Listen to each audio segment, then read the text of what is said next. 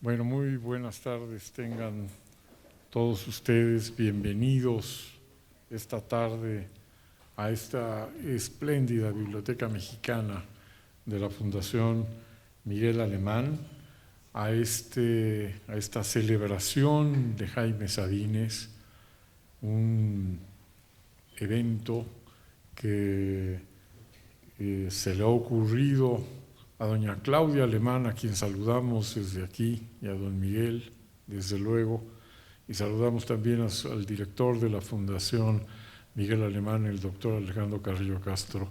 Muchas gracias, querido Alejandro. Esta celebración de Jaime Sabines me parece una idea verdaderamente afortunada que quiso acompañar, desde luego, con mucho entusiasmo, Justicia TV.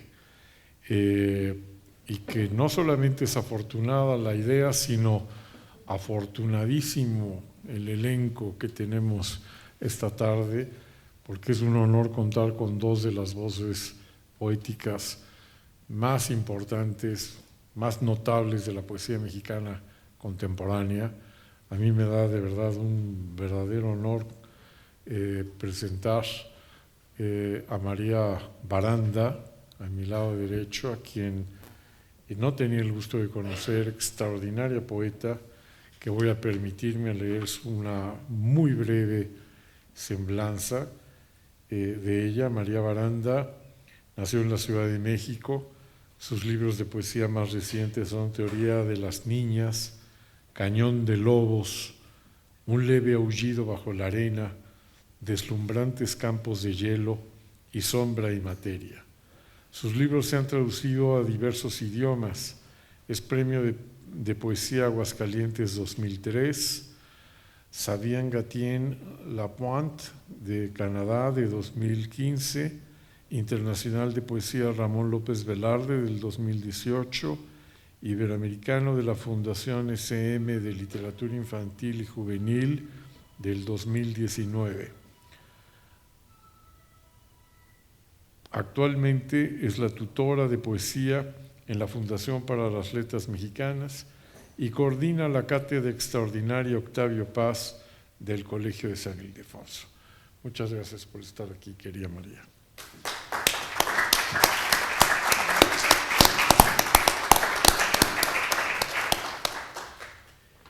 Y nos acompaña también el queridísimo Eduardo Langagne.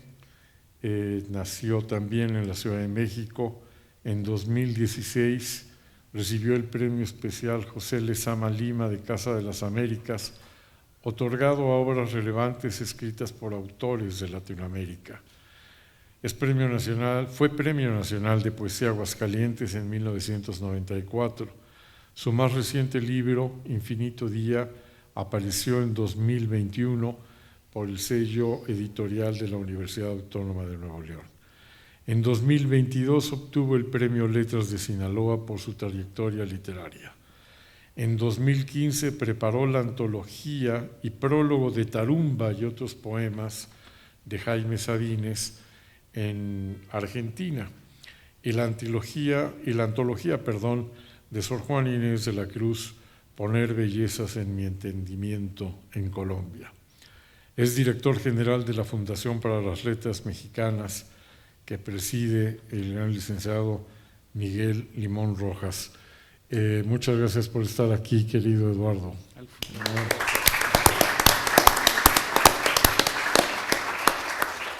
Aprovecho para destacar y agradecer la presencia del licenciado Limón Rojas, que está aquí con nosotros, así como de la ministra Irma Cue, y de todos y cada uno de ustedes. Muchas, muchas gracias. Nos reúne o nos congrega aquí el gran Jaime Sabines, un poeta inigualable, que no es posible, decía Elizalde, no puede hacer escuela porque es inimitable, el gran Jaime Sabines. Para hablar de él tenemos a estos dos grandes poetas y vamos a recordarlo también a través de su propia poesía. Entonces, para comenzar, le cedo la palabra a la maestra María Baranda. Gracias. Muchas gracias por esta invitación a la Fundación Ernesto Velázquez especialmente, y les voy a contar por qué. Porque a Jaime Sabines uno se acerca cuando es joven. Yo creo que Jaime Sabines tiene la habilidad de abrir la puerta a la poesía, y eso no es fácil de decir, ¿no? Entonces, creo que hay algo o mucho de cierta rebeldía en sus poemas, que como joven pues te estás rebelando contra tus padres, tu casa, la escuela, las autoridades, porque esa es la labor de los jóvenes, ¿no? Y Jaime Sabines sabía exactamente cómo llegarnos. Entonces, fue un poeta que a mí sí me abrió la puerta a la poesía. Luego me fui a otros poetas, unos más complicados, más abstractos. Y ahora que regreso a Jaime Sabines, he regresado varias veces en mi vida, pero con este regreso llegué con los ojos verdaderamente cargados de soles y estrellas y les dije a mis alumnos, todos a leer a Jaime Sabines, ¿no? Entonces, gracias por esta relectura. Escribí algunas cosas y les voy a ir leyendo un poco de lo que fui encontrando en esta lectura, donde a la vez yo me encontré con esa joven que yo fui hace muchos años, ¿no?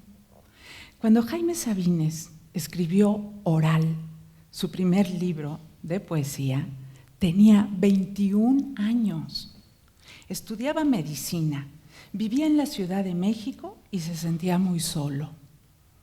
Venía de una familia cálida y tradicional de Tuxtla Gutiérrez, y la Ciudad de México se le impuso como grande, fría y muy distante, ¿no? Aquí, sin embargo, empezó a enamorarse, algo que es muy importante en la poesía de Sabines, ¿no? A salir a diversos sitios con algunos amigos, pero como él ha dicho o dijo en varias entrevistas, siempre se sentía fuera de lugar. No le iba nada bien en esa carrera. Los maestros eran durísimos con él, pero sobre todo no tenía con quién hablar de lo que a él realmente le interesaba. Entonces desarrolló una carrera secreta, como son las buenas carreras, yo creo. Se fue a la papelería, se compró unas de esas libretas enormes que antes vendían, forradas de piel negra, y se puso a escribir poemas y poemas que nunca conoceríamos. Eso no importa, son lo que se llaman los prepoemas con los que se preparan las carreras de los grandes poetas, ¿no? Muchos de esos poemas no llegaron al libro, pero algunos sí. Este libro oral, aunque él empezó a escribirlo a los 21 años, sería hasta 1950 que sale a la luz. Ya tenía 24 años, ya era muy grande. Un día regresa a su casa muy atribulado allá a Tuxtla Gutiérrez y tiene una conversación con su padre y le dice: ¿por qué me obligaron a estudiar medicina? Y su padre le dice: aquí nadie obligó a nadie. Para nosotros era un honor y era muy importante tener un hijo médico, pero lo mismo nos hubiera dado si hubieras estudiado, por ejemplo, leyes. Entonces cuenta que él se fue a su recámara y dijo: caramba, el único que se presiona a sí mismo soy yo. Y se soltó llorando. Y lloró, y lloró, y lloró mares. Todavía no se va a cambiar de carrera, va a regresar a la Ciudad de México. Tiempo después se enferma su padre, tampoco es el momento definitivo de la muerte del padre ni nada, pero cuando regresa sí se da cuenta que él necesita estudiar otra cosa y regresa a estudiar filosofía y letras. Y cuenta también la felicidad que le da encontrar gente con la que él pueda hablar.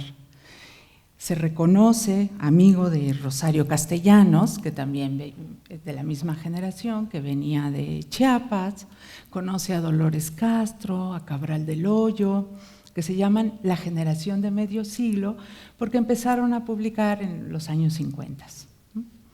Pero también muy importante para él fue el teatro, porque hay mucho de dramático en su obra. Y el contacto con Héctor Azar, con Emilio Carballido y con Sergio Magaña, imagínense ese trío de lo mejor del teatro en México en esos años, pues verdaderamente lo hizo emocionarse. Él cuenta que empezó a frecuentar mejores sitios para irse a echar sus copas, fue a otros cafés, empezó a reunirse con toda otra gente, y eso es muy importante siempre en la formación, sobre todo de los artistas, de los intelectuales. ¿Con quién discutes?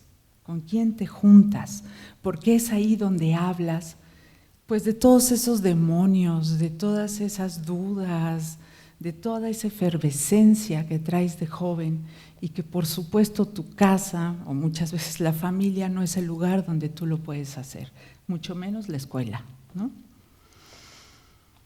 Fíjense, en ese entonces, con su primer libro, inmediatamente se volvió conocidísimo. Y hay 2 poemas que la gente casi se sabe de memoria. Yo no lo sé de cierto, pero supongo que una mujer y un hombre algún día se quieren, se van quedando solos poco a poco, algo en su corazón les dice que están solos, solos sobre la tierra, se penetran, se van matando el uno al otro. En esta primera estrofa de este poema ya está todo lo que va a ver en su poesía, y sobre todo en ese poema que lo vuelve pero completamente famoso, que es el de los amorosos. Y está una palabra que ahora que yo la volví a su poesía, me encontré en casi todos sus poemas: solo. Verdaderamente se sentía muy solo Jaime Sabines en esta inmensa ciudad, ¿no? Entonces, nada más les voy a leer unas estrofas de los amorosos para que vean la comparación con este poema y lo que les estoy diciendo. Los amorosos andan como locos porque están solos, solos, solos, entregándose, dándose a cada rato, llorando porque no salvan al amor. Los amorosos son la hidra del cuento, nos dice en otra estrofa. Tienen serpientes en lugar de brazos. Las venas del cuello se les hinchan también como serpientes para asfixiarlos. Los amorosos no pueden dormir porque si se duermen se los comen los gusanos. Imagínense qué manera de ver a una pareja de gente que se ama y las comparaciones que hace con los gusanos, con la soledad, con el horror. O sea, cómo va hablando de una manera tan directa, tan brutalmente directa, que por supuesto que en esa edad, cuando uno empieza a amar, se identifica completamente con cada línea de lo que escribió Jaime Sabines, ¿no?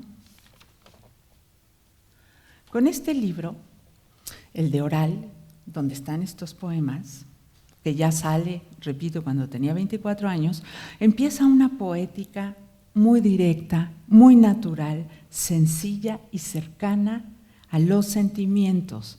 Y digo sentimientos y no emociones porque también me di cuenta que las emociones es una palabra de nuestra época y que Jaime Sabines en todas sus entrevistas decía sentimientos.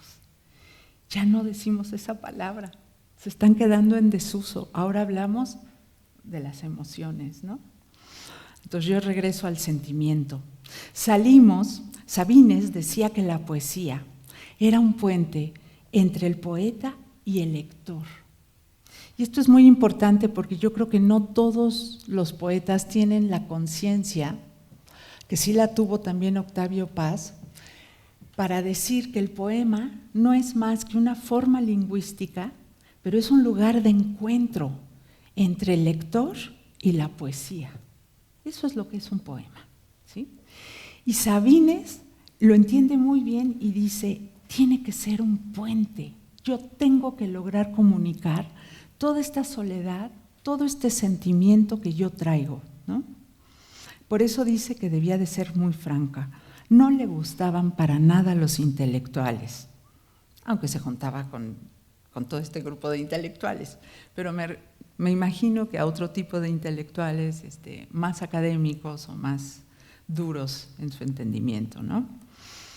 Entonces, ya desde oral toca dos temas que van a ser importantes y básicos en su poesía, que son el amor y la muerte, o el vivir y el morir, ¿no? Son los dos temas que están presentes y de los cuales nunca se va a mover Jaime Sabines, ¿no? A lo largo de su poesía. Los va a abordar de distintas maneras, pero siempre va a estar en esos dos temas. Siempre fue claro en su expresión. En cada línea hay una sencillez que es pasmosa y que va y ahonda a lo más verdadero. Podemos decir que Sabines era un poeta de la realidad, pero no realista, que tocaba lo humano, pero no era humanista. ¿Sí? Hay una gran diferencia entre la manera en que él se acercaba siempre a sus textos. Él creía en hablar del mundo tal cual se le presentaba, sin interpretaciones, sin intermediarios intelectuales, insisto, quiere decir que a él no le interesaba ninguna teoría. Sin embargo, es uno de los poetas que más sabe de retórica y que la puso, ya nos hablará más de eso el maestro Langagne, pero la pone en juego sobre todo en uno de sus grandes poemas, La muerte del mayor Sabines. Sabines decía, el mundo está aquí para tocarlo, para experimentarlo, para saborearlo. Y nos dice, he mirado en estas horas muchas cosas sobre la tierra y solo me ha dolido el corazón del hombre. Estaba muy atento al dolor del otro y al sufrimiento. Él era un ser muy sensible, alguien que sufría mucho.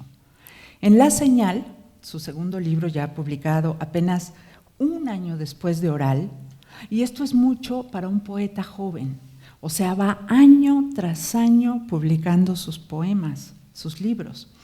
A él le intrigaba mucho el amor, la relación con el otro, el cuerpo del amante, y esto lo exploró a fondo en un libro, que es el tercero, que se llama Adán y Eva.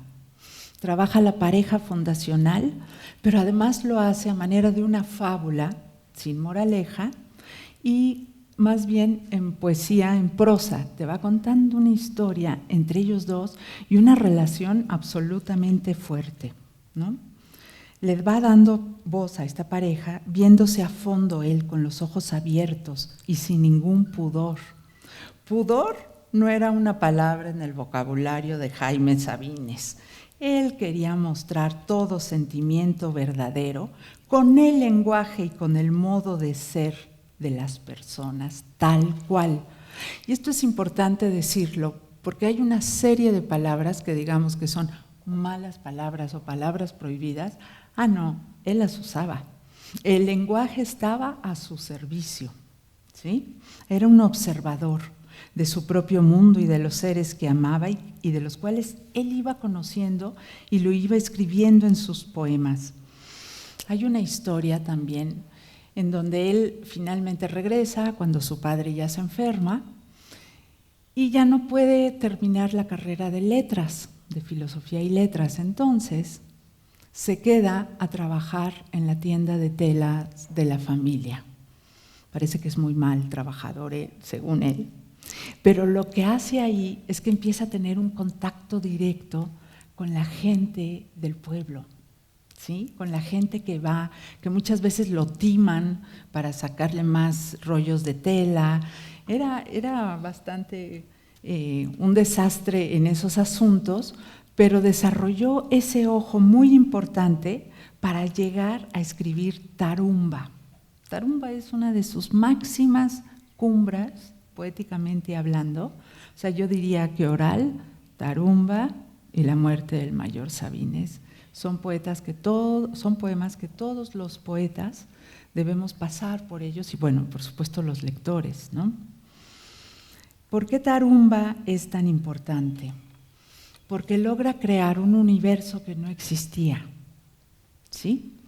Un universo, está por nacer su primer hijo, entonces hay momentos en Tarumba en que él va pidiendo de pronto que sí nazca, que venga, a ver si encuentro el fragmento, no sé si lo marqué, pero vean qué bonito empieza Tarumba. Tarumba, yo voy con las hormigas entre las patas de las moscas. Yo voy con el suelo por el viento, en los zapatos de los hombres, en las pezuñas, las hojas, los papeles. Voy a donde vas, Tarumba, de donde vienes, vengo. Conozco a la araña, sé que tú sabes de ti mismo y lo que supo tu padre, sé lo que me has dicho de mí. Tengo miedo de no saber, de estar aquí como mi abuela, mirando la pared bien muerta. Quiero ir a orinar a la luz de la luna. Tarumba, parece que va a llover. ¿Se fijan lo que les digo de este lenguaje directo, casi salvaje en un sentido, unas palabras que no se usaban, ¿no? ¿Qué poeta se iba a atrever a decir en un poema, voy a orinar, ahorita vengo, ¿no? Bajo la luna. Y entonces tiene esta manera tan sencilla, tan fácil. Les voy a leer otro con palabras fuertes, pero son de Jaime Sabines. ¿Qué putas puedo hacer con mi rodilla, con mi pierna tan larga y tan flaca, con mis brazos, con mi lengua, con mis flacos ojos? ¿Qué puedo hacer en este remolino de imbéciles de buena voluntad? ¿Qué puedo con inteligentes podridos y con dulces niñas que no quieren hombre sino poeta? ¿Qué puedo entre los poetas uniformados por la academia o por el comunismo? ¿Qué entre vendedores o políticos o pastores de almas? ¿Qué putas puedo hacer, Tarumba, si no soy santo, ni héroe, ni bandido, ni adorador del arte, ni boticario, ni rebelde? Este lenguaje, ya me entienden a qué voy, le ganó a todos los lectores que se puedan imaginar, porque desacralizó la poesía, porque la llevó a un público que estaba y que está siempre hambriento de que le digan cuál es la verdadera alma de quien está escribiendo y qué es lo que les pasa a ellos, ¿no? Este es un poema que tuvo muchísimo éxito, inclusive en Cuba, que conectó con los jóvenes. Este es un poema que, como les dije yo al principio, de una gran rebeldía. Aquí se ganó a todos los jóvenes del mundo y que ya nunca se bajaron de su poesía, ya nunca nos bajamos. Y los que tratamos de tener alma de jóvenes siempre seguimos también con ese poema, ¿no? Aquí se va a enfrentar, como escuchamos, a la distancia, con distancia, de los regímenes totalitarios, de los poetas que se acercaron al poder. Hay de pronto un momento donde dice, yo le curo las almorranas a Neruda. Imagínense, Neruda, pues era el poeta más famoso, además tenía un partido político detrás de él, ¿no? Entonces Neruda viajaba por todo el mundo. Aquí sí quiero hacer también notar algo. Cuando empieza a escribir Sabines, ya habían pasado varios años de los 20 poemas de amor y una canción desesperada de Neruda, que tuvo un efecto arrollador en todo el mundo de lengua española, ¿no? Todos lo leímos, ese hermosísimo libro, y es un libro del que después se va a ir de ese tipo de poética Neruda, y va a escribir Residencia en la Tierra, va a escribir poemas más complejos. Pero ese poema que le abre la puerta a Neruda y a muchísimos poetas, le abrió la puerta a Sabines, ¿no? En esa manera tan sencilla y tan fuerte de escribir en su tiempo, ¿no? Ese hablar en voz alta que recorre toda su poesía lo va a convertir, ese hablar fuerte, en el santo y seña para las nuevas generaciones. Van a pasar los años, va a morir el padre de Jaime Sabines y va a componer uno de los grandes poemas de la literatura, ¿no? Este poema que a mí me impresiona muchísimo, quiero contarles que en este poema hay sonetos adentro, hay liras, redondillas, es de una destreza verbal impresionante. No vayámonos, no hay que quedarse con la idea de que porque Sabines hablaba con un lenguaje sencillo, directo, de pronto brutal, no era uno de los poetas más educados en retórica, ¿sí? Yo alguna vez escuché a Eduardo Lizalde, otro gran poeta mexicano, hacer alabanzas y contar de todo lo que le había enseñado Sabines a él de poesía, ¿no? Este poema se ha comparado con las coplas de Manrique, por ejemplo, ¿no? No había habido un poema así, o con el poema del llanto por la muerte, ¿cómo se llama? De Ignacio. El de Miguel Hernández, ¿no? No, el de Lorca. El de Lorca. Por Sánchez Mejías, ¿no? Nada más les voy a leer un fragmentito que tiene una forma métrica muy especial para que escuchemos al Sabines, también formado en esto que les estoy contando. No podrás morir. Debajo de la tierra no podrás morir. Sin agua y sin aire no podrás morir. Sin azúcar, sin leche, sin frijoles, sin carne, sin harina, sin higos, no podrás morir. Sin mujer y sin hijos no podrás morir. Debajo de la vida no podrás morir. En tu tanque de tierra no podrás morir. En tu caja de muerto no podrás morir. En tus venas sin sangre no podrás morir. En tu pecho vacío no podrás morir. En tu boca sin fuego no podrás morir. En tus ojos sin nadie no podrás morir. En tu carne sin llanto no podrás morir. No podrás morir. No podrás morir. No podrás morir. Enterramos tu traje, tus zapatos, el cáncer. No podrás morir. Tu silencio enterramos, tu cuerpo con candados, tus canas finas, tu dolor clausurado, no podrás morir, ¿no? Bueno, límpida, pura, alumbrada y cercana, su poesía nos queda como una de las más vitales y necesarias en nuestras letras. Yomí García Scott, que fue un cineasta, un crítico de cine y poeta él mismo, decía que a un poeta así, como Jaime Sabines, no se le admira, se le da las gracias. Gracias, Jaime Sabines.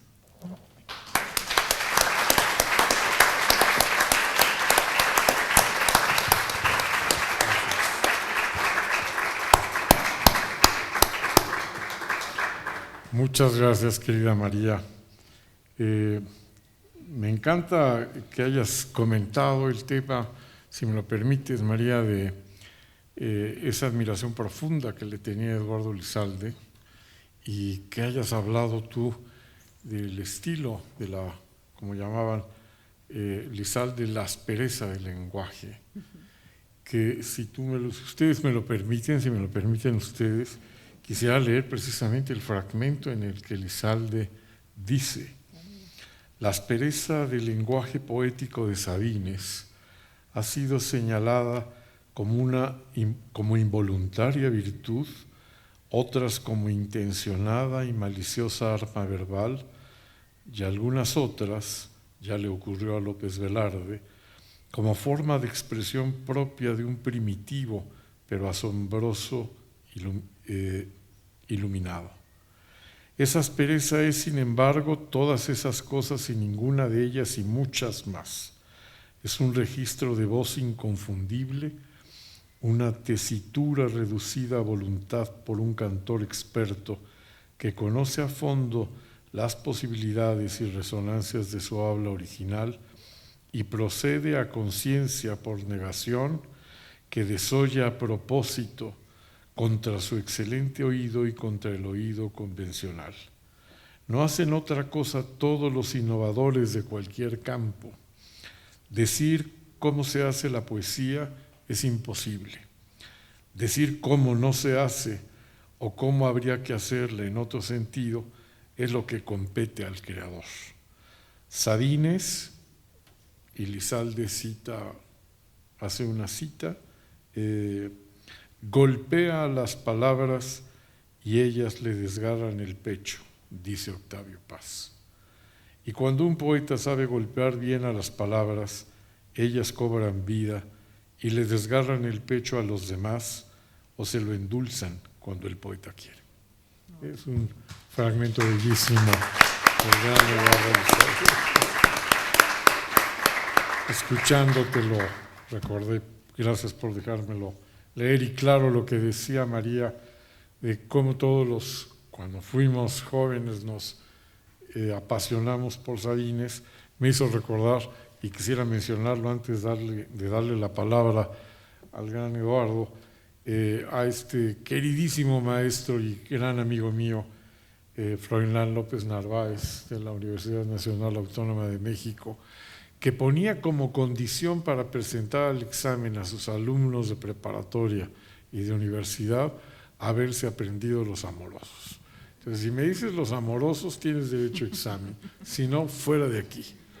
Y yo le pregunté, yo le decía a Froilán, eso a mí me parece fantástico, aunque seguramente, como también decía Monsiváis, es un poema, decía Monsiváis, que Los amorosos es un poema renuente al desgaste y al que no han pulverizado la nube de declamadores.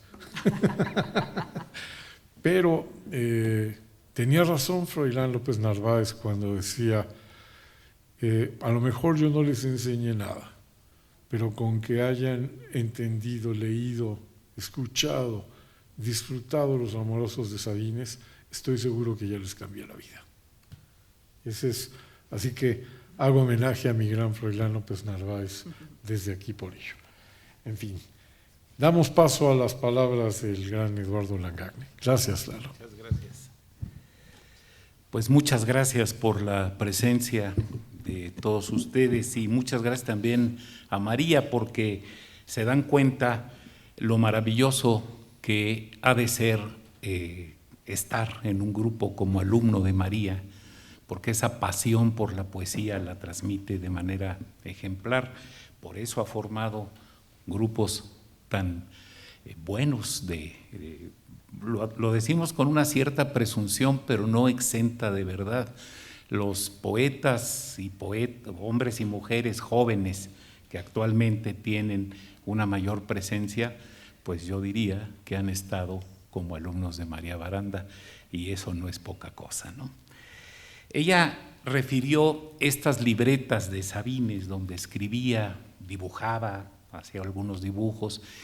Tuve en mis manos, quizá por ahí del año 80, 81, una de esas libretas, y les voy a contar por qué se los expreso ahora. Esa libreta tenía uno tras otro los poemas que después estuvieron en su primer libro oral de 1950. Y esa libreta tenía uno tras otro los poemas escritos a mano, prácticamente sin borraduras, sin tachaduras, no había enmiendos, alguna otra cosa de enmiendo. De repente en el margen había un dibujo, estos cuadritos, que se puede advertir que el poeta estaba pensando qué seguía.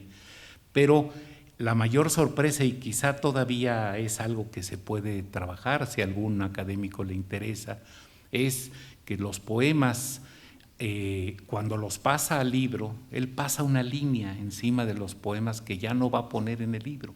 Los demás vienen en el orden en que fueron escritos. Cuando nos hacemos cruces de qué pondré primero, qué poner después, los muchachos dicen, ¿será que pongo estos poemas antes o después? Simplemente Sabines, como venían, los transcribió y ahí apareció su primer libro.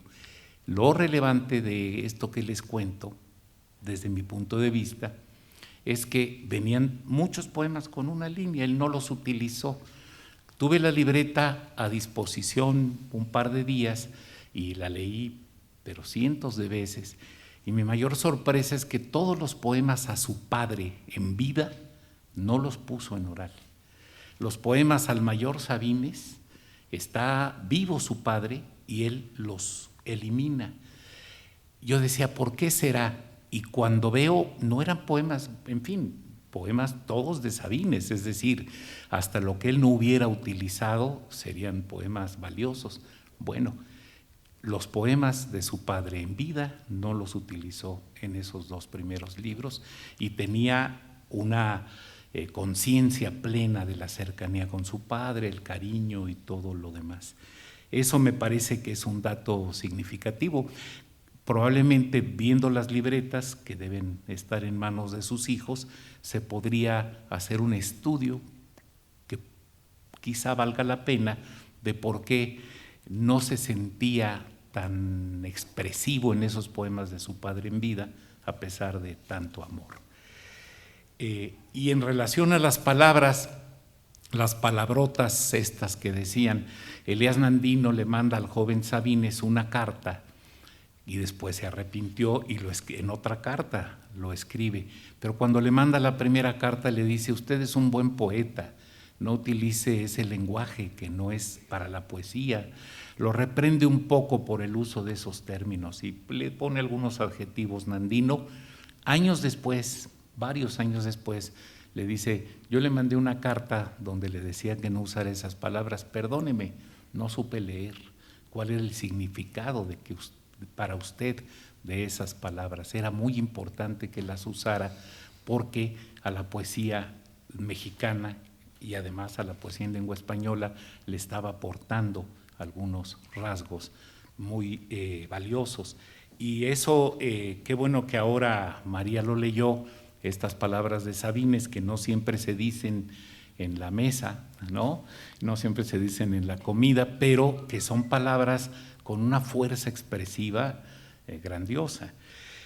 A estas notas que elaboré, yo les puse algo sobre nuestro mayor, Sabines, utilizando la posibilidad de que la palabra no es solamente un grado militar, sino también puede referir a nuestro poeta mayor, del que hemos abrevado muchas generaciones.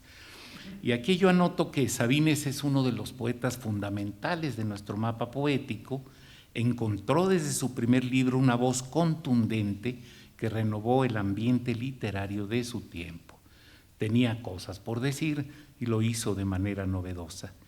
Cuando Sabines propone su poesía de estreno en oral, publicado en 1950, traslada el discurso a un nuevo periodo estético y con un hasta entonces ignorado modo de hacer versos, señala el camino para futuros poetas que encontrarán en el lenguaje coloquial, que ya se había ensayado en nuestro idioma a partir de la lengua inglesa, por cierto, con los contemporáneos, encuentra esa expresión directa tomada de la calle, la expansión de la cotidianidad transformada en literatura mediante el toque mágico de la poesía. En una lectura renovada, pienso que La Señal, que el libro que le sigue, podría ser la segunda parte de oral. Lo humano, lo fraternal, lo solidario está presente en todo el conjunto. Se nota que los caminos sustentados en la metáfora de la primera mitad del siglo XX para Sabines habían dado de sí y resultaba necesaria una vuelta de tuerca que él ejecuta. ¿Se acuerdan de estas bellas líneas? El mar se mide por olas, el cielo por alas, nosotros por lágrimas. Me voy a detener con un poema que me parece muy significativo para poder mostrar esta cercanía formal que tiene Sabines con toda la tradición de nuestra lengua. Por ahí, yo soy partidario de la rima. Yo creo que la rima todavía funciona cuando merece estar dentro de un poema. Los sonetos, la décima espinel, etcétera, me parece importante. Se ha abandonado desde las vanguardias de la primera veintena del siglo XX, pero no la rechazamos, es un recurso adicional. Es decir, la rima no es poesía, pero La ausencia de rima tampoco necesariamente. El poema es el poema y hay quien utiliza la rima. Cuando la gente me decía mucho en casa, por ejemplo, una tía dice, pero fíjate qué interesante que Sabines no rima. Y yo le decía, no, sí rima, con el modelo del romance. Y este poema lo voy a leer completo, que no es muy largo, y vean ustedes cómo todos los versos pares tiene I-O en sus palabras, como en el romance, la asonancia de las palabras que terminan en I-O, porque es una gran lección para cuando leemos de nuevo a Sabines.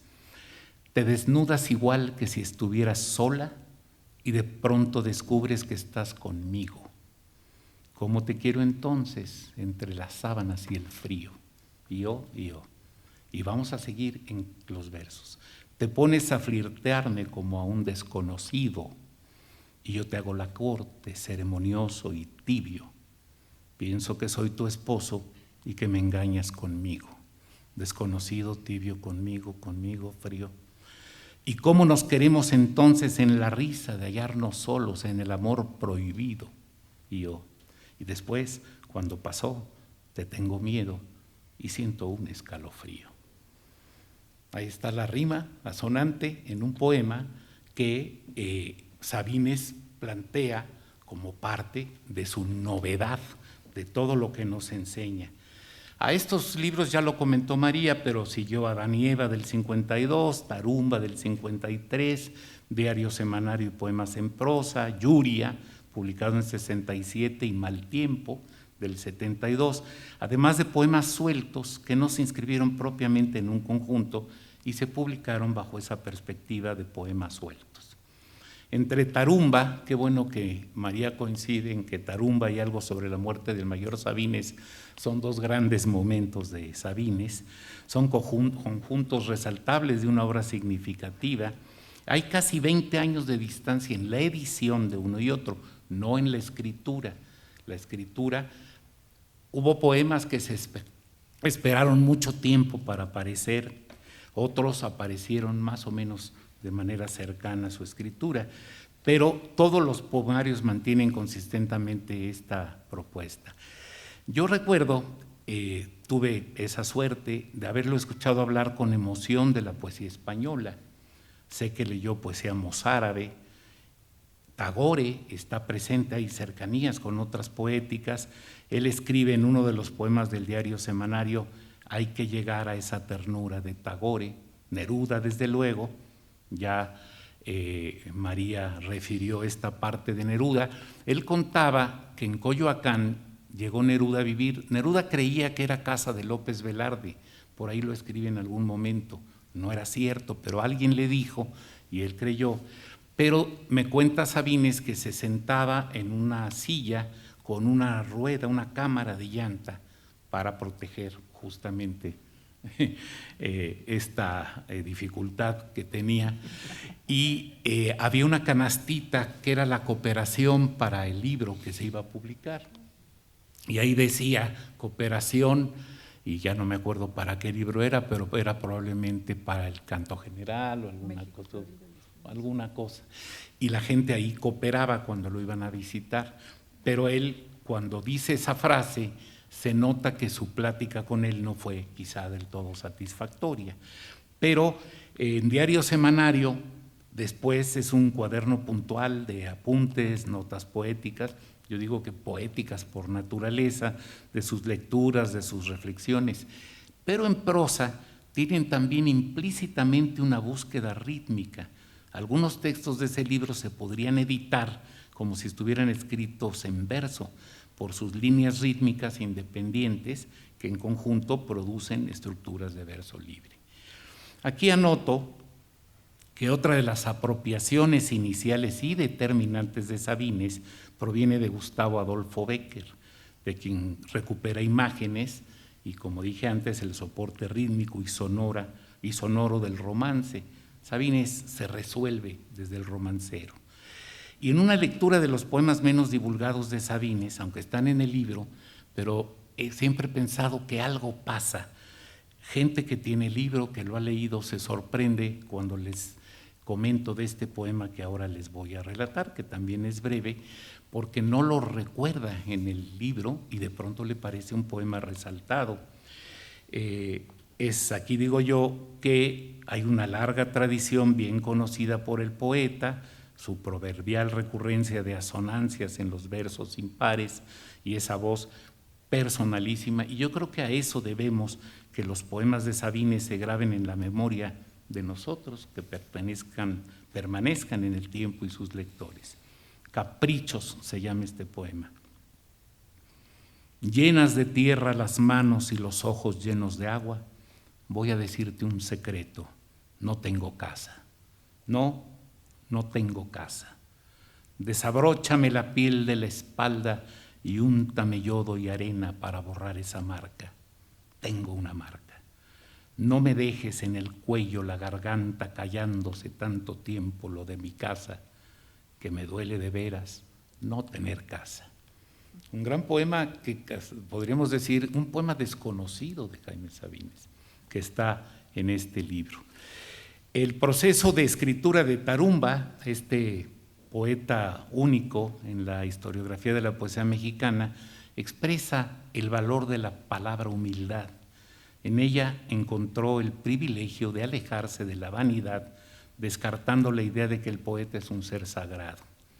Así nos explicamos el uso de la tercera persona, que le permite desarrollar un monólogo sin yo, o mejor dicho, con un yo matizado, en ocasiones hasta diluido. La conciencia del poeta es interlocutor, la conciencia es con quien está hablando constantemente. Y hay una bella y sonora palabra recuperada por el poeta, tarumba, y resulta que está localizada en García Lorca. Es impresionante esta habilidad de leer toda la tradición, de conocer las formas, de conocer todo el oficio de poeta, y esta manera de expresar la poesía de Sabines tiene justamente esa riqueza porque tiene un soporte, no viene de la nada, viene sí del sentir, sí de la emoción, del sentimiento, del recuerdo de la emoción también en algunos momentos, no solamente en el momento intenso de la emoción, pero es un conocedor de las formas. Hay también líneas, ecos, según yo, de César Vallejo, por ejemplo, que tuvo con Neruda, no una polémica, sino los críticos hablaban cuando éramos muchachos de la poesía latinoamericana, que tú eras nerudiano o vallejiano, y realmente tenía que ver con el surrealismo, que sí adoptó Neruda y no adoptó Vallejo. Incluso Vallejo tiene poemas donde dice: un hombre pasa con su pan al hombro y se pregunta, ¿innovar luego el tropo, la metáfora? Está en una poesía no surrealista y Neruda en la poesía surrealista. Yo creo que los dos son grandes poetas y además a estas alturas nos conviene tenerlos muy bien leídos a ambos. Pero estaban distanciados ideológicamente por el surrealismo. Sabines recibió también un elogio para Tarumba, que escribió el enorme poeta español avecindado en México, Pedro Garfias, y la carta de Elías Nandino, donde después de disculparse por lo que le había dicho antes, le dice: su paraíso es su angustia. Es una frase muy bella para hablar de la poesía de Sabines. Bueno, hay algunas cosas adicionales con las que quiero culminar esta participación.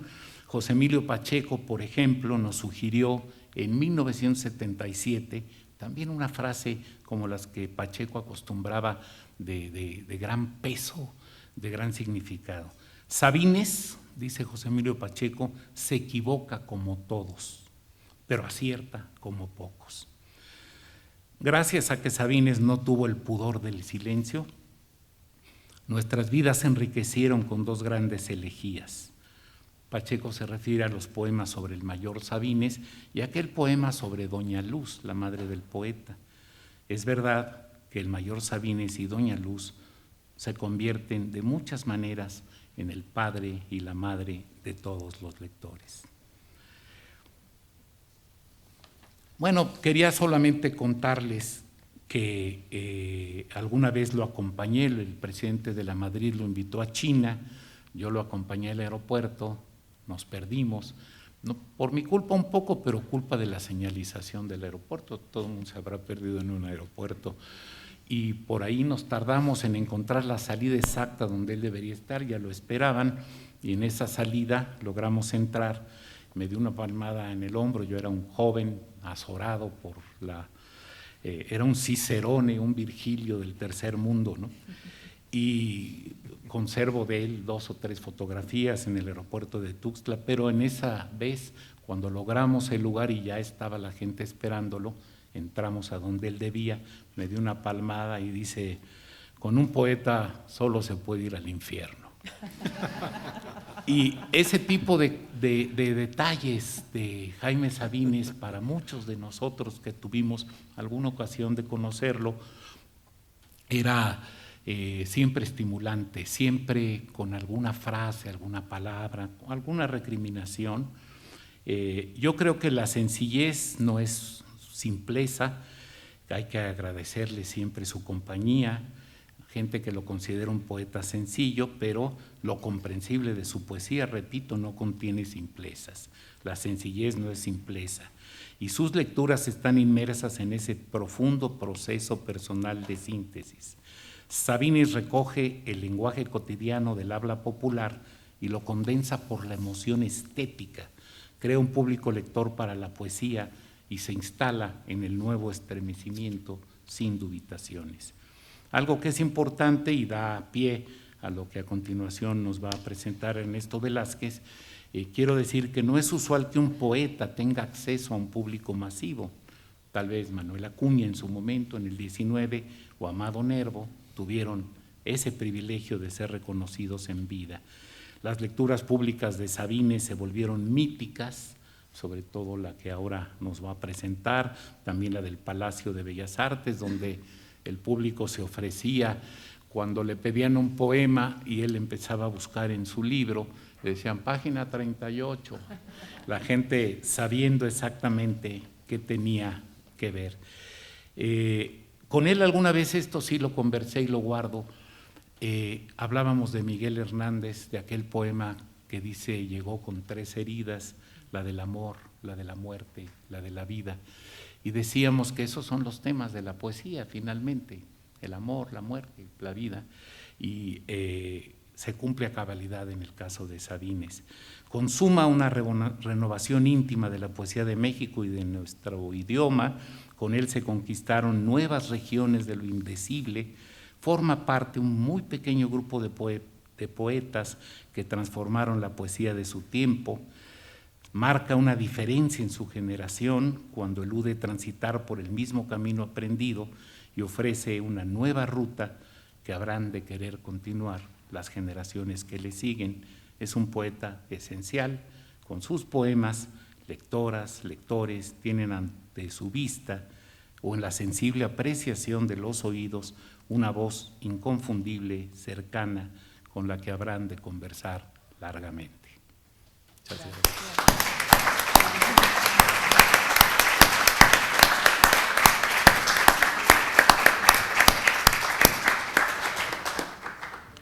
Muchas gracias, querido Eduardo. Pues como lo adelantó Eduardo, les tenemos una sorpresa, que es el propio Jaime Sabines, y cuento de qué se trata. Ya lo dijo también Eduardo, sí se volvieron míticas las lecturas de Jaime Sabines, que fueron unos acontecimientos extraordinarios.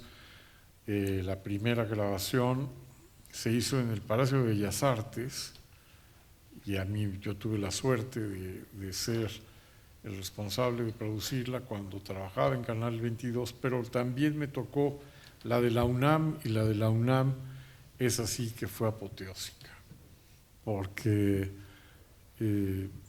era el rockstar, el gran poeta, cantado y memorizado y celebrado por jóvenes que abarrotaron toda la sala en Nezahualcóyotl y que ocuparon todos los pasillos. Ahí las autoridades universitarias tuvieron el buen tino de no impedir que el paso de ninguno de los estudiantes, y aquello es inolvidable. Por eso, agradeciéndole a TV UNAM y a la Universidad Nacional Autónoma de México, desde luego, la generosidad de poderlo presentar a ustedes, decidimos el momento más emocionante, digamos, de esta lectura fue, como se imaginarán, cuando leyó Los Amorosos. De tal suerte que les traemos de regalo, y ya lo tenemos listo ahí, nada más creo que nosotros no lo vamos a ver, así que si quieren nos bajamos, a que disfruten la lectura con el audio y la atmósfera de la sala de Nezahualcóyotl, de esta grabación de 1997 en Ciudad Universitaria, Los Amorosos de Jaime Sabines, leído por Jaime Sabines.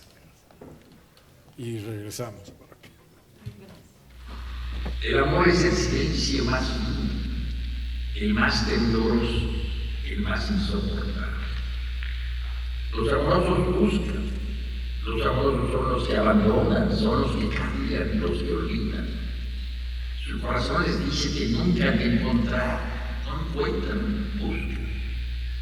Los amorosos andan como locos porque están solos, entregándose, dándose a cada rato, llorando porque no salvan al amor, les preocupa el amor. Los amorosos viven al día, no pueden hacer más, no saben. Siempre se están yendo, siempre hacia alguna parte. Esperan, no esperan nada, pero esperan. El amor es la prórroga perpetua, siempre el paso siguiente, el otro. Los amorosos son los insaciables, los que siempre, qué bueno, han de estar solos.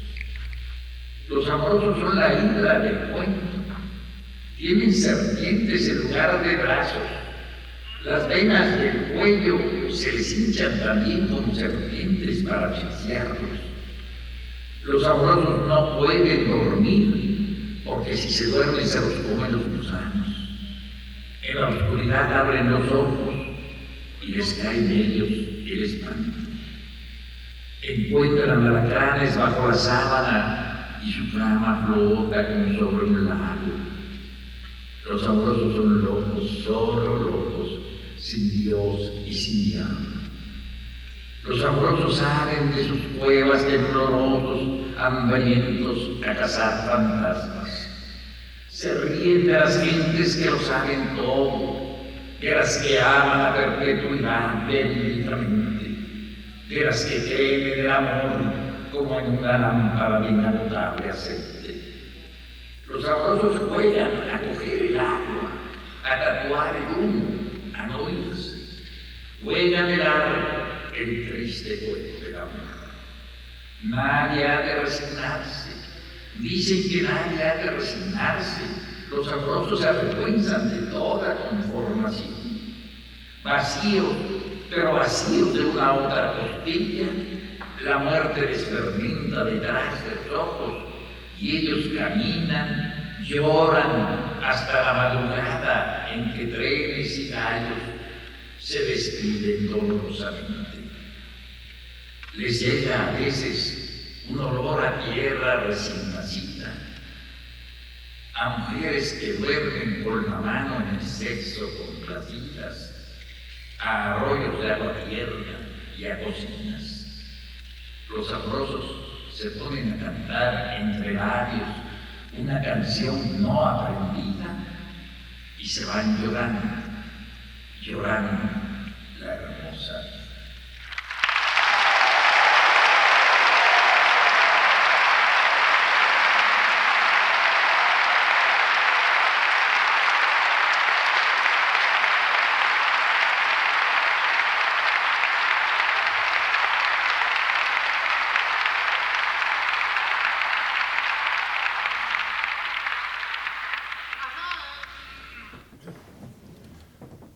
Bueno, tenemos toda la lectura de Sabines, sería hasta fantástico quedarse aquí toda la tarde, escuchar.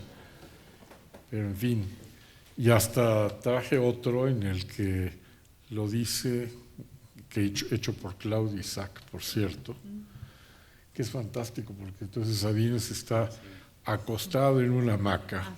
Está muy joven ahí. Sí.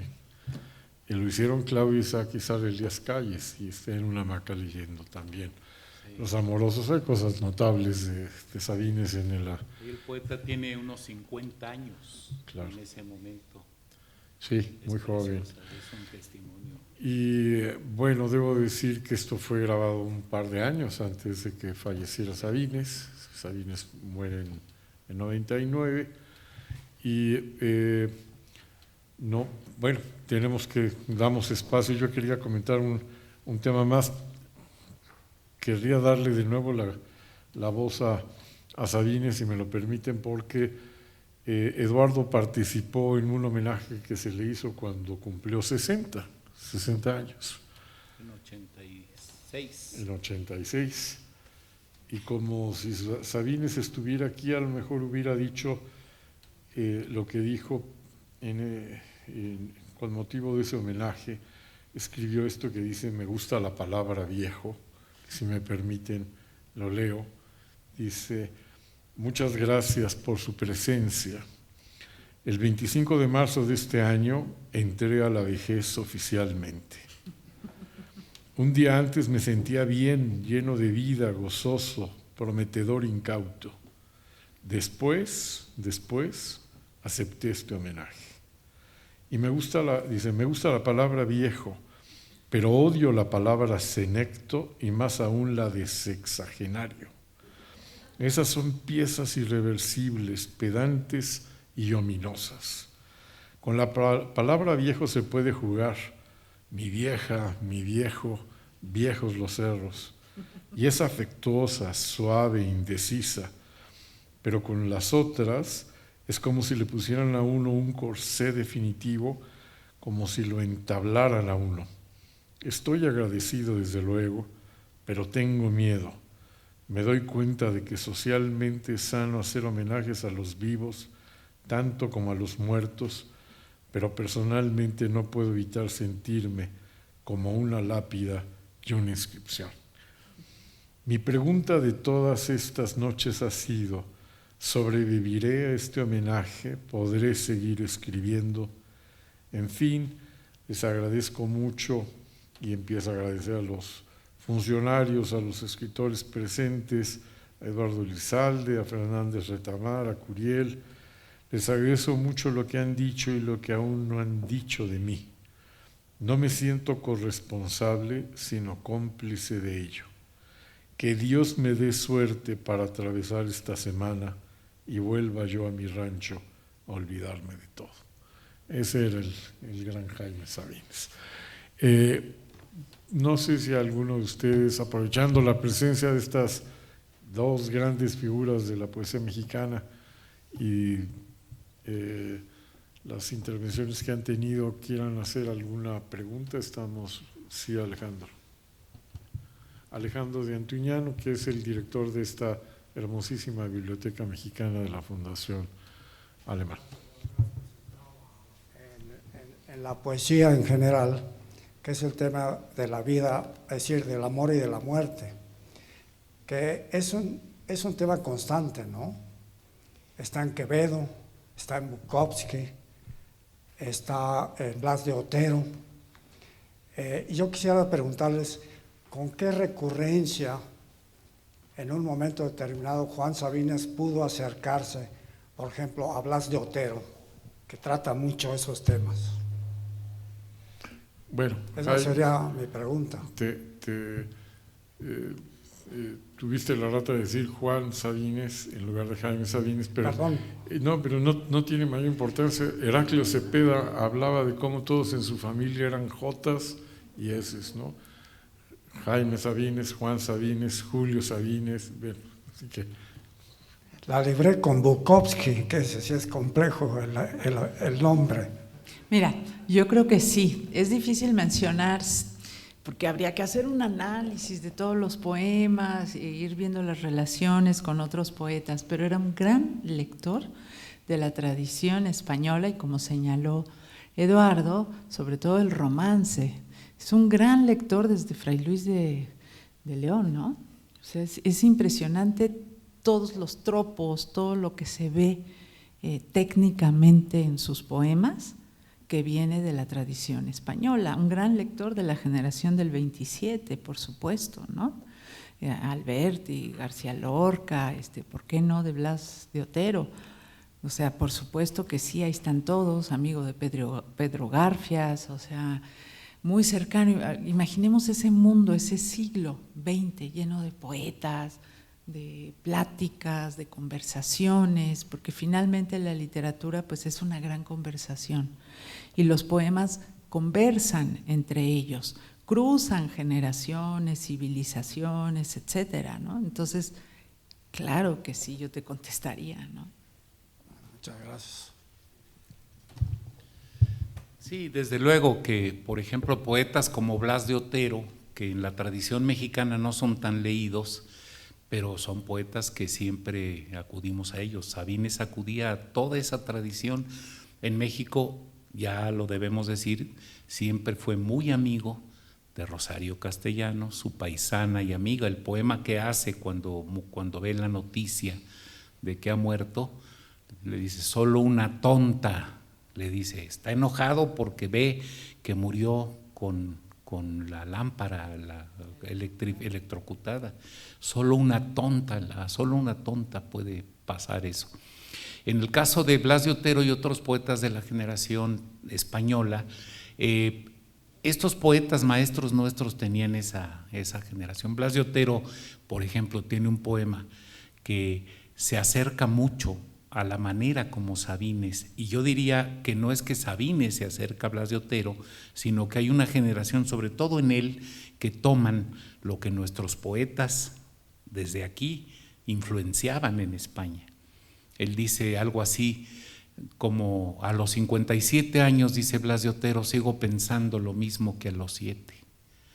Y luego, con su militancia comunista, dice: y sigo pensando, pienso que los vietnamitas son chiquitos e invencibles en época de la guerra de Vietnam. Dice: y sigo pensando lo mismo que el viejo Marx, solo que yo lo digo más bonito. Eso, por ejemplo, tiene mucho que ver con la tradición nuestra, que sí llegaba a esos poetas y que en alguna entrevista está reconocida por el propio Blas de Otero. Muchas gracias, muchas gracias. También he pensado que es difícil entender a Jaime Sabines como un poeta que fuera del norte o de Chihuahua. Es decir, su poesía tiene mucho que ver con el entorno geográfico de Chiapas, con las selvas, con los ríos, con las hormigas, con esa textura. La textura de la poesía de Jaime Sabines refleja mucho el entorno. No sé, ¿qué opinarían de esto?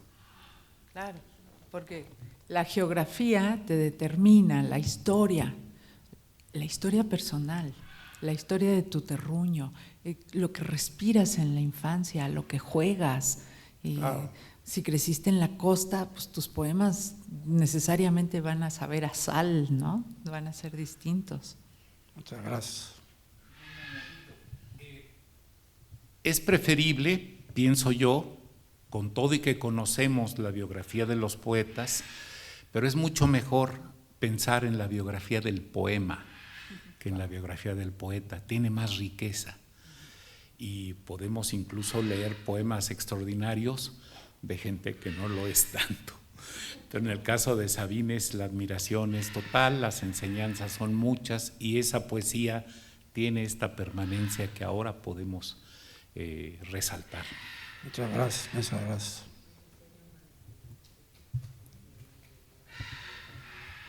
Muchas gracias. ¿Algún otro comentario más? Sí, por favor.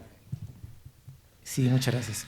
Sí, también leyendo a Sabines, pues me acuerda mucho también me atrevo a decir que también la influencia de Charles Baudelaire, un poeta francés, y a la manera muy coloquial entendió muy bien Sabines que la conversación que tenía con el auditorio mexicano, pues sí tenía mucho que ver también en el concepto de Charles Baudelaire, y qué tan frecuente era él tener contacto con poetas franceses. Muchísimo. Francés era el idioma, el segundo idioma que se estudiaba en México a principios del siglo y a mitades del siglo XX, era muy importante. Baudelaire es el poeta más importante que hay para marcar la modernidad, ¿no? Desde el siglo XIX francés, pero él verdaderamente introduce la prosa, introduce la muerte en la poesía, ¿no? Y él era un gran traductor de Edgar Allan Poe, seguramente han leído los cuentos de Edgar Allan Poe. Entonces es increíble cómo la tradición norteamericana llega a Francia y luego nos llega a nosotros Edgar Allan Poe a través de Baudelaire, ¿no? Pero, por ejemplo, es un poeta muy leído y reconocido por Ramón López Velarde. Ya en versos de López Velarde está marcado Baudelaire. Los contemporáneos, Javier Villaurrutia, Salvador Novo, Pellicer, que estuvieron antes que Sabines, que la generación de Sabines, eran grandes lectores de Baudelaire. Es el que cambia y que marca la poesía y la lleva a un verso fuera de la rima, digamos, lo desata y lo vuelve contemporáneo por el tema y por la forma. Entonces, Baudelaire es el centro, ¿no? Hay un libro maravilloso de Roberto Calasso que se llama La folie Baudelaire, ¿no? Es la locura Baudelaire, que se los recomiendo, está en anagrama. Muchas gracias. Y cómo ordenar una biblioteca también, ¿no? A mí me gustaría mucho conocer su apreciación del libro que preparó Pilar Jiménez Trejo, que ella es una periodista que se sienta y le hace grabaciones y tiene conversaciones con él muy, muy interesantes. Me parece que es una extraordinaria biógrafa, pero le falta el conocimiento y el expertise de ustedes. Pero me gustaría mucho saber su opinión. No, la opinión es buena. Primero porque efectivamente ella tuvo muchas sesiones. Tuve la suerte de presentar ese libro en el Centro Libanés en una ocasión, y el libro es un libro que tiene muchísima información personal, directa, yo diría que a veces íntima. Es un libro de periodismo, digamos, pero ahí tenemos a un Sabines, pues reconocido en la conversación inmediata. Yo creo que es un libro que vale la pena. De todas maneras, yo, como repito, prefiero la biografía del poema. Pero hace falta releer a Sabines y releerlo en varios estratos. Aunque a él no le gustaban los académicos, pero sí creo que hacen falta más estudios sobre Sabines, porque el impacto de Sabines lo estamos todavía teniendo en la poesía mexicana, ¿no? Así.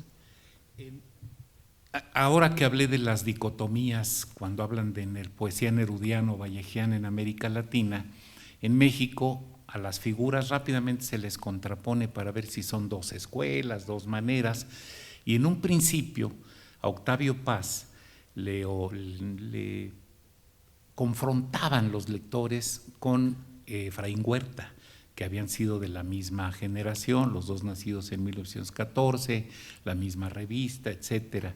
Y más tarde los jóvenes, y eso lo hago notar porque es una buena lectura de los jóvenes, decían es Paz, Sabines, ¿no? Yo el versus no lo uso porque no me parece que haya que confrontar poetas de distintas tradiciones y de distinta enseñanza. El extraordinario Octavio Paz es un poeta universal. Pero los jóvenes comenzaron a decir, ya no era Efraín, que era menos leído ya para entonces, pero los más jóvenes decían Paz y Sabines, como dos pináculos. ¿Por dónde te vas? Y mi sugerencia es que te vayas por los dos.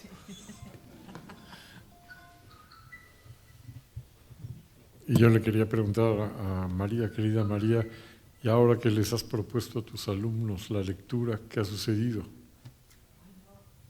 Están encantados, inclusive anoche, después de la lectura de una poeta, estuvimos comentando Tarumba y La Señal, porque yo les estuve leyendo de su segundo libro.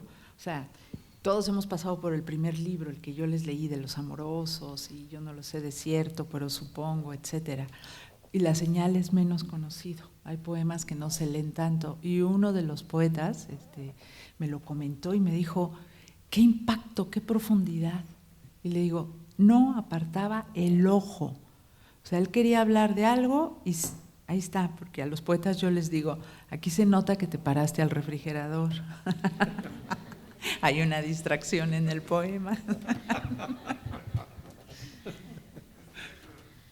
No, solamente de lo que dice María no hay que abundarle nada. Solo digo que La Señal está dedicada a mi mayor Sabines. Y yo les contaba que los poemas en vida de su padre no los publicó. Están en esos cuadernos, quien los tenga los verá. Y además solamente hay una línea de pluma que digamos marca que no van a estar en el libro, pero la dedicatoria a mi mayor Sabines nos da cuenta de esa reverencia a su padre, y el libro sigo pensando que es una continuación de oral y muy consecutivos los libros, y siempre con ese tino de entrar a los lectores de su momento. Muy bien, pues queremos agradecer y quisiera pedirles que lo hagamos con un aplauso la presencia de estos extraordinarios poetas que nos han ilustrado esta tarde, a María Baranda y a Eduardo Langagne.